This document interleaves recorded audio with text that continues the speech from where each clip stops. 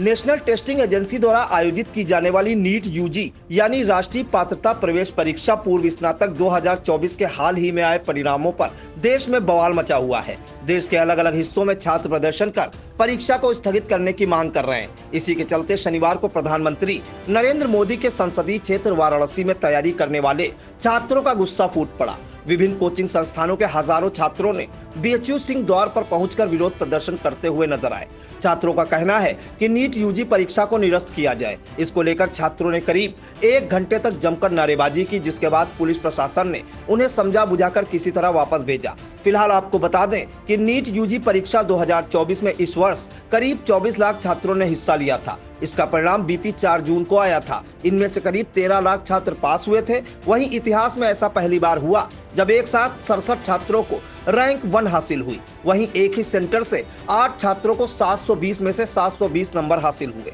आपको बता दें कि एनटीए द्वारा आयोजित नीट परीक्षा के स्कोर के आधार पर मेडिकल कॉलेजों में दाखिला मिलता है। इसलिए छात्र इस परीक्षा में अव्वल होने के लिए दिन रात मेहनत करते हैं। 3 दिन पहले आए नतीजों के सामने आने के बाद से कई छात्र काफी नाराज दिख रहे हैं। वहीं प्रदर्शन के दौरान छात्रों को उनकी तैयारी करने वाले कोचिंग के शिक्षकों का भी समर्थन मिला है। सपा मुखिया अखिलेश यादव ने इस मामले में ट्वीट करते हुए गंभीर आरोप जड़े हैं। सोशल मीडिया प्लेटफॉर्म एक्स पर उन्होंने लिखा कि इससे देश का युवा व्यवस्था में विश्वास खोने लगा है। युवाओं की हताशा मतलब भविष्य हताश है। यह भाजपा सरकार की सबसे बड़ी नाकामियों में से एक है। इसी बीच वाराणसी में प्रदर्शन कर रहे छात्र कृतिक राज का कहना है कि हमारे सांसद व प्रधानमंत्री मोदी पता करके बताएं एनटीए ने कहां से फ्रॉड किया है। आइए सुनते हैं कि प्रदर्शन कर रहे छात्र कृतिक राज और उनके शिक्षकों का क्या कुछ कहना है।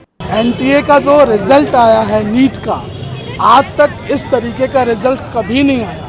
पहली बार ग्रेस मार्क दिया गया जो सरासर बेईमानी है। कुछ बच्चों के 718, 719 नंबर आए हैं जो हो ही नहीं सकते। एक ही सेंटर के 6-7 बच्चों के 720 में 720 हरियाणा में आए हैं। ये सीधे से दर्शाता है कि बेईमानी बड़े पैमाने पे की गई। पटना में पेपर आउट हुआ, जांच भी ढंग से नहीं हो रही है। गवर्नमेंट और एनटीए ये एग्जाम्स देश का भविष्य है और देश का भविष्य है तो 24 लाख डॉक्टर उसमें भी बेईमानी करना, तो ऐसे हम देश समाज में क्या संदेश देना चाह रहे हैं। हम यहाँ से प्रधानमंत्री मोदी जी को और सभी को एक मैसेज देना चाहते हैं कि इसकी ठीक से जांच करा के दोबारा एग्जाम कराएं। बच्चों में असंतोष है, वो आत्महत्या के लिए अनुमति मांग रहे हैं। उनके भविष्य का विषय है, 2 साल 3 साल तैयारी करते हैं, सभी में असंतोष है। अब पूछिए किसी बच्चे से। हमारा नाम कृतिक राज है और हमने नीट में 695 अंक पाए हैं और हमारा ऑल इंडिया रैंक 3473 है। आज बनारस से तमाम स्टूडेंट्स यहाँ बीएचयू गेट पर प्रोटेस्ट करने आए हैं एनटीए और नीट के इन रिजल्ट्स के खिलाफ, जिसमें कि काफ़ी ज़्यादा फ्रॉड हुआ है, बहुत ज़्यादा रैंक इन्फ्लेशन देखा गया है तथा काफ़ी सारे स्कैम सामने आ रहे हैं। कुछ लोगों का 718, 719 अंक भी आए हैं। एनटीए का दावा है कि उन्होंने ग्रेस मार्क्स दिए हैं और ग्रेस मार्क्स इन्होंने कुछ ही स्टेट्स में दिए हैं, पर उन स्टेट्स के बाहर भी ऐसे ग्रेस मार्क्स से केसेस आ रहे हैं जिनका कोई ठोआ ठिकाना नहीं है कि वो किस आधार पर दिए गए हैं। एनटीए कहती है टाइम लॉस के आधार पर। तो क्या एग्जाम सेंटर पे एनटीए के ऑफिशियल्स और एनटीए की घड़ी नहीं थी जो कि वो हर एग्जाम के सेंटर पे देते हैं? तो फिर ये टाइम लॉस की बात कहाँ से आती है? और इसके अलावा सारे स्टूडेंट्स के साथ जो अन्याय हुआ है, एनटीए इस पर अब तक चुप क्यों है?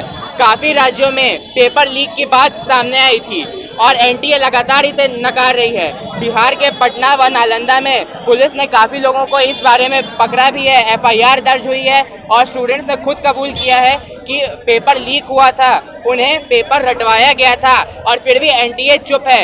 एनटीए ने सुप्रीम कोर्ट में और ऑफिशियल नोटिस में भी सीधे सीधे कहा है कि कोई पेपर लीक नहीं हुई है और इसके बावजूद वो कह रहे हैं कि पेपर का कॉम्पिटिटिव नेचर है, इस कारण से अचानक से इतने टॉपर्स बढ़ गए हैं। लेकिन क्या सीधे 2 से 67 ऑल इंडिया रैंक, वो भी सभी के सभी एक ही सेंटर से 8 से 10 ऑल इंडिया रैंक देखे गए, 1 एक ही सेंटर से देखे गए हैं? क्या इस पर कोई शक खड़ा नहीं होता? स्टूडेंट्स को जस्टिस चाहिए। हम लोग यहाँ अपने हक की लड़ाई लड़ने के लिए आए हैं। हम अपने सरकार से, अपने सांसद तथा माननीय प्रधानमंत्री मोदी जी से मांग करते हैं कि वे इस पे जल्द से जल्द एक बड़ी कमेटी बैठाएं जो कि इसके विषय में संपूर्ण जांच करे तथा सारी बात को तह तक निकाले कि यहाँ पर एनटीए ने क्या फ्रॉड किया है देश के 24 लाख स्टूडेंट्स के साथ तथा हम सबको उचित न्याय मिले।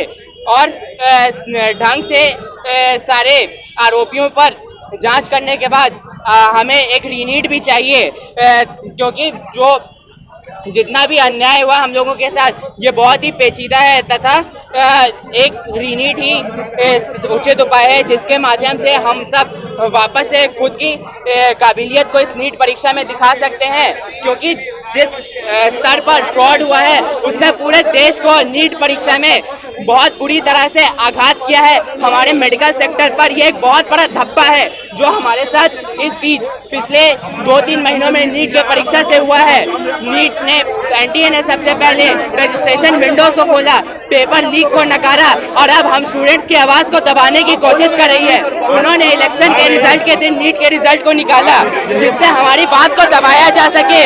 मीडिया में इस बात को छुपाया जा रहा है, एनटीए को जवाब देना होगा। धन्यवाद।